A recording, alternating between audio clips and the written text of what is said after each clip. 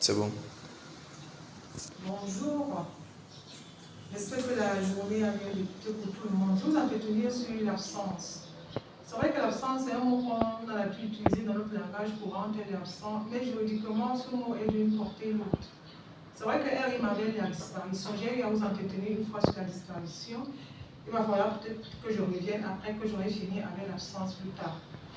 Alors, c'est quoi l'absence? L'absence, c'est le fait d'une personne de ne pas être là où elle devrait être. C'est également le fait d'une personne de ne pas se rendre, ne pas être à son domicile par exemple, ou alors ne pas se rendre au travail en l'occurrence.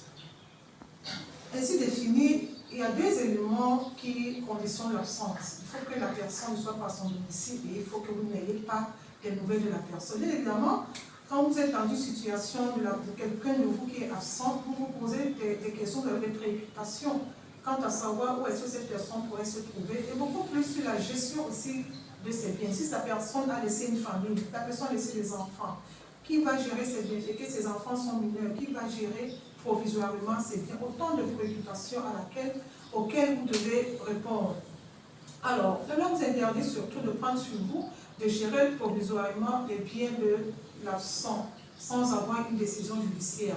La meilleure façon, c'est de vous rendre à la justice, au TPI, au tribunal de l'absent, du domicile de l'absent, pour avoir une décision pour vous octroie la gestion provisoire de ces biens. Alors, il va s'écouler une première période qui est la période de présomption d'absence. Cette période, c'est une période pendant laquelle on ne sait pas où est l'absent, on constate juste que l'absent n'est pas là. Alors, l'absent, on ne sait pas où il est et qu'on n'a aucune information qu'il est mort. Mais toujours est-il que la vie doit continuer. Il ne faut pas que cette période, cet absent, crée un désagrément quant à la gestion de ses biens, un désagrément à sa famille. Alors, pendant cette période de présomption d'absence, le juge va se rassurer dans un premier cas si l'absent n'a pas laissé une procuration. Voilà. Quelqu'un à qui il n'a pas donné mandat de gérer ses biens pendant sa période d'absence. S'il a laissé une préoccupation, le juge va s'en tenir et il va procéder à une administration légale des biens de l'absent. Deuxième cas, au cas où le juge, l'absent, n'a pas laissé de procuration, effectivement, le juge va procéder à une administration judiciaire de ses biens. Dans ce deuxième cas, le juge va désigner les personnes intéressées à gérer provisoirement les biens de l'absent.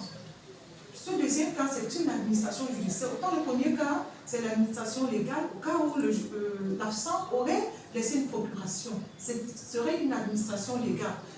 Et, à mon avis, le premier cas se veut plus rassurant. Ça veut dire que l'absent, avant d'être absent, de partir, il a pris les dispositions pour la gestion de ses biens. Ça prouve que, sauf que vous qui avez accompli la diligence auprès du tribunal, vous n'étiez pas au courant de son absence. Donc, cette période de présomption d'absence, elle peut durer selon les cas, elle peut aller de 10, 15, 20, jusqu'à 30 ans selon les cas. Alors, pendant cette période ne peut s'éteindre que si l'absent réapparaît. Si l'absent réapparaît, vous ne prenez pas sur vous de lui transmettre à nouveau la gestion de ses biens. L'absent doit aller à la justice, au tribunal, pour avoir une décision qui lui permettra, à mon avis, de reprendre la gestion de ses biens. Voilà. Le deuxième cas où l'absence peut s'éteindre, c'est s'il est établi que l'absent est décédé. À ce moment, il y aura, ce décès va produire les effets juridiques d'un décès normal. Ça, c'est les deux cas qui peuvent éteindre la période de présomption d'absence. Si l'absent ne réapparaît pas, si l'absent n'est pas décédé, au bout de 15, 20, 30 ans, à ce moment, le pourcentage que l'absent soit mort, ça va être élevé, il est à 95 voire 99%.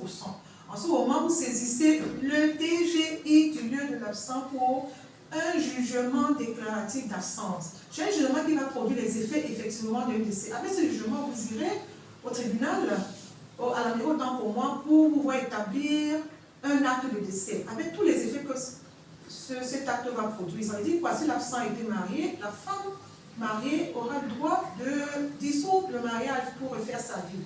Alors, on pourra ouvrir la succession du défunt. Voilà. Et l'absence, c'est un, comme je vous ai dit à la temps de mon propos, c'est un terme juridique qui est bien encadré par la loi. Alors, l'absence au Cameroun est encadrée par le Code civil camerounais à ses articles 112, 113, 118 que voici. Alors,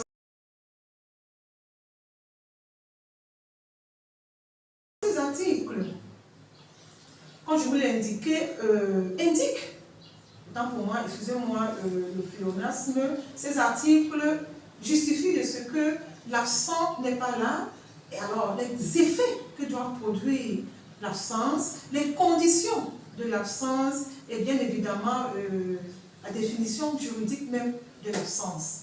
Alors c'est ce que je voulais vous expliquer ce matin en ce qui concerne l'absence.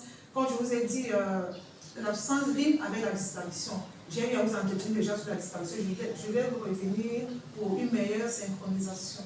Merci et agréable journée.